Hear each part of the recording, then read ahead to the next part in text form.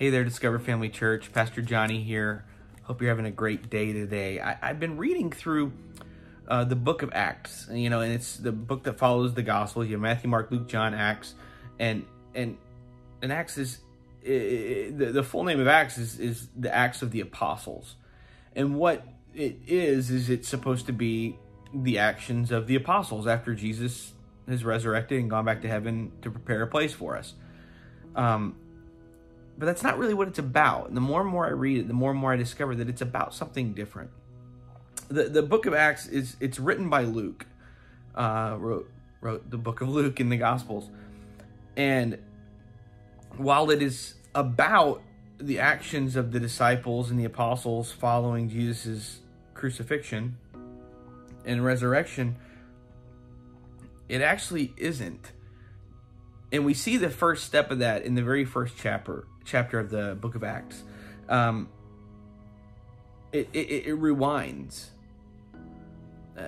Luke, in the very first chapter of Acts, it actually rewinds and tells the story of Jesus' resurrection again. It goes through and tells that story again.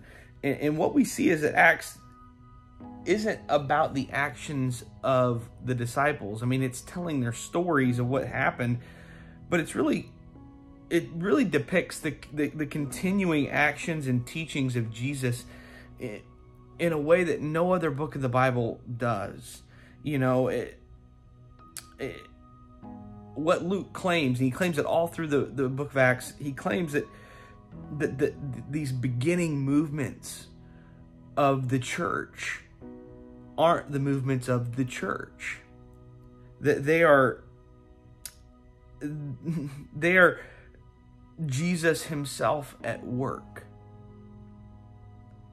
And I say all that to say this.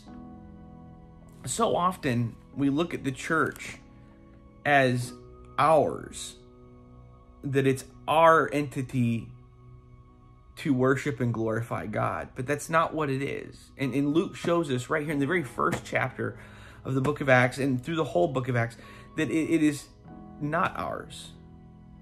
And I know that I can say that and we're all going to agree with that on the surface, but that's not the way we treat the church.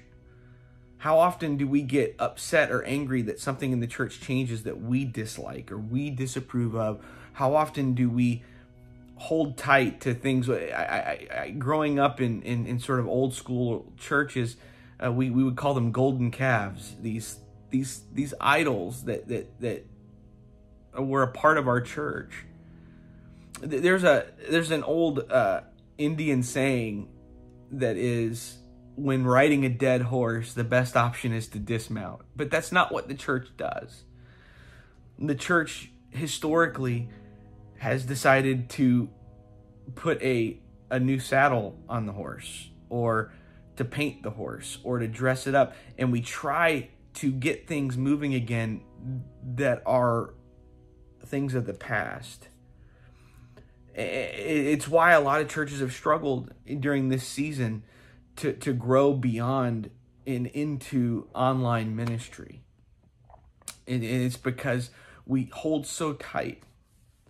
And I struggle with it too. I want us to meet and have services again, and I trust and pray and believe that we'll do that soon.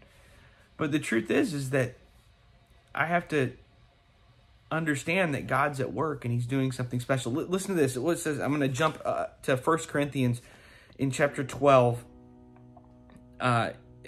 Paul is talking to the church in Corinth about the church. And he says this,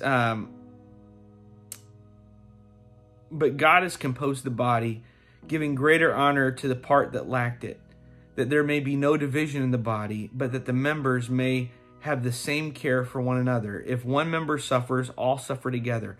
If one member is honored, all rejoice together. Now you are the body of Christ and individual members of it.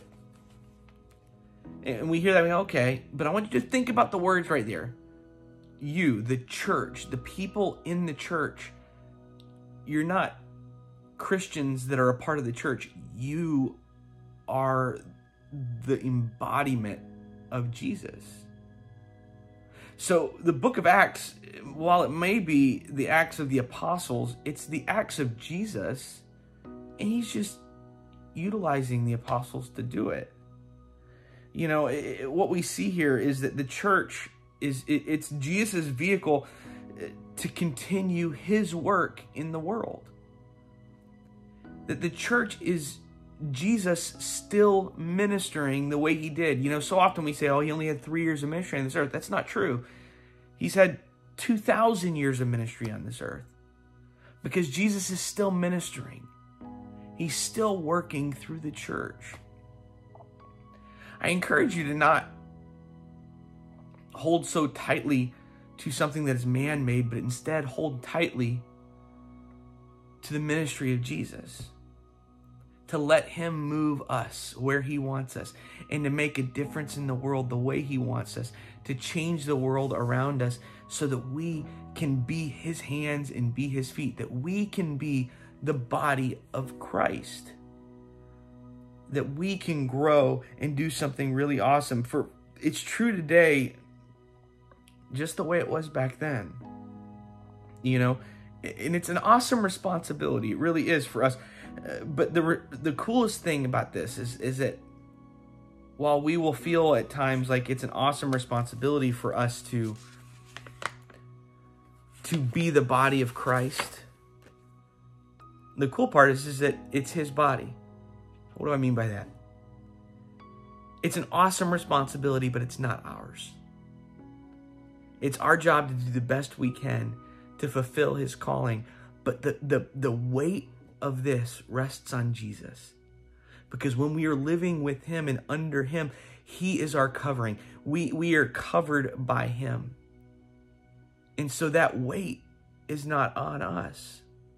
What's it say in the Bible? It says, my burden is easy, my yoke is light. Whenever you are underneath him, he is the one that is pulling the cart. He is the one doing that stuff. But when we decide to break out and say, no, this is what's important, I don't care what the direction God is leading, when we try to do it on our own, that's the moment that we decide to take that weight on our own shoulders, and we can't carry that weight. I don't know about you, but I can't carry the weight of the sins of this world. I can't. I can't carry the weights of the sins of Johnny. How would I ever be arrogant enough to think that I can carry the weight of the sins of this world? Only Jesus can.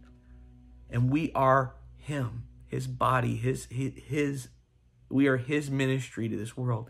He is still ministering here, and he wants to use us to do it. We just have to understand that the Acts of the Apostles, the Acts of Discover Family Church are not ours. That's just Jesus still ministering on this earth, still walking amongst people, laying hands, praying for people, loving those who are hurting, reaching out to those that are in need. That's our job as the church. I love you guys so much, and I can't wait to see what God does next as we walk under his mantle and under his covering. Have a great day.